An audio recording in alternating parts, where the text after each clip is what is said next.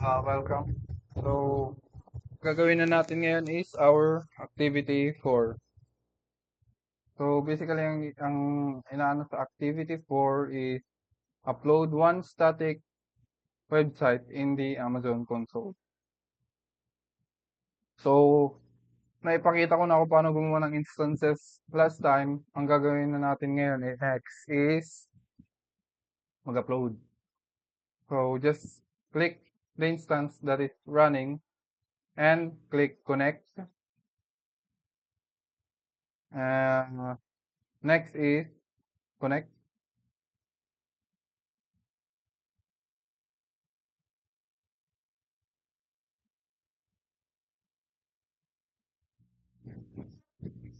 Wait nyo lang ha.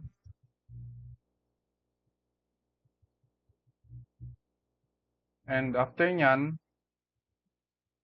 gagawin natin is type sudo su and yum update dash or minus y para auto yes na siya. Auto yes na siya. Ayan.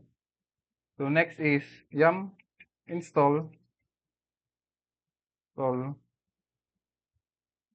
y httpd. So para ma-install natin yung mga needed con. Next is system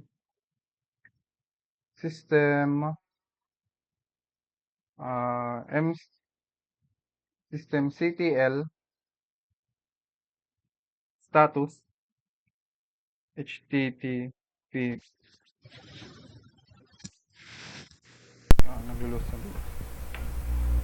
Okay, kita na natin yung status.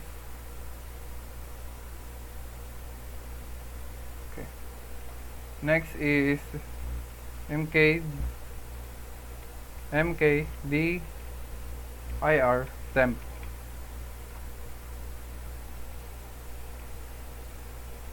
Cd temp. Ayan. Next natin yung kunin na natin yung static website.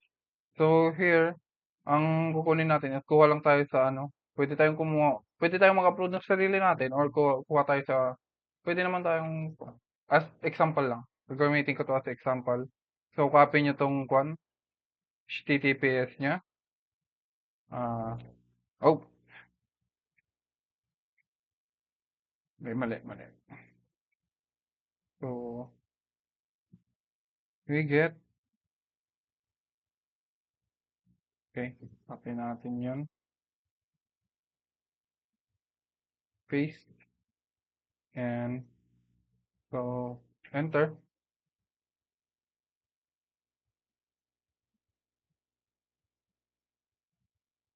Ulitin natin.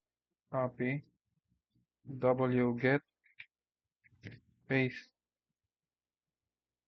And enter. Ayan.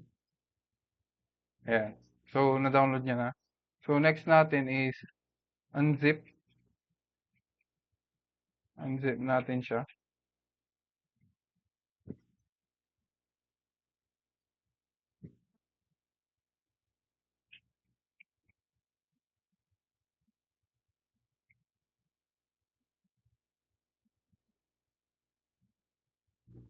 So, ano bang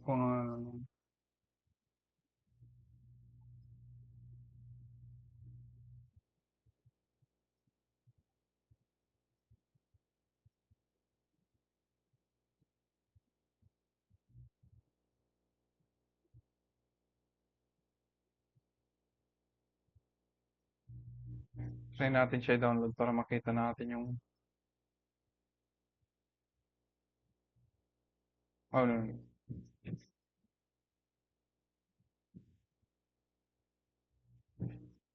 Unzip portfolio.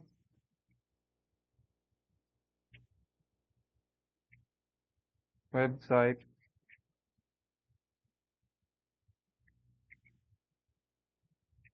main.zip. Kaya hindi siya mahanap.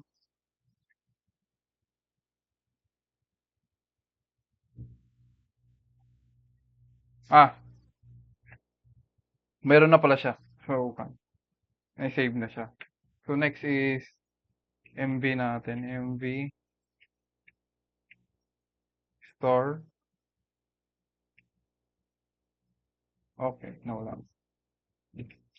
Store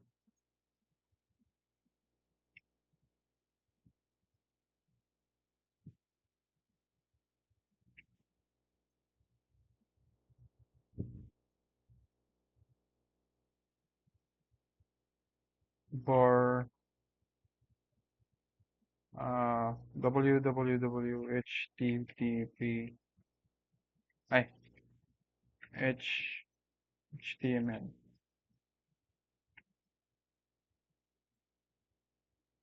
No such para. Okay. Shit. Okay, ibahin natin. Enable na lang natin yung system CTL.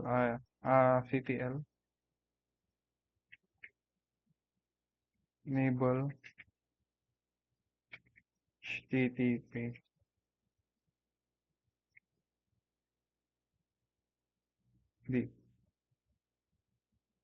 Okay. So, start natin siya. System CTL start HTTP. Ayan. So, yeah. Ganon kung paano mag-upload ng static website.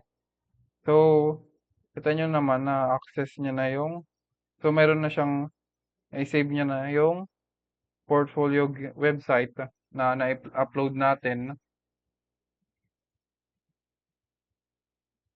Next is, pag ano niya na-upload niya na, unzip nyo lang kung naka-zip and enable nyo lang, enable nyo siya and then start. Okay? So, ganun lang paano mag-upload ng static website. Okay.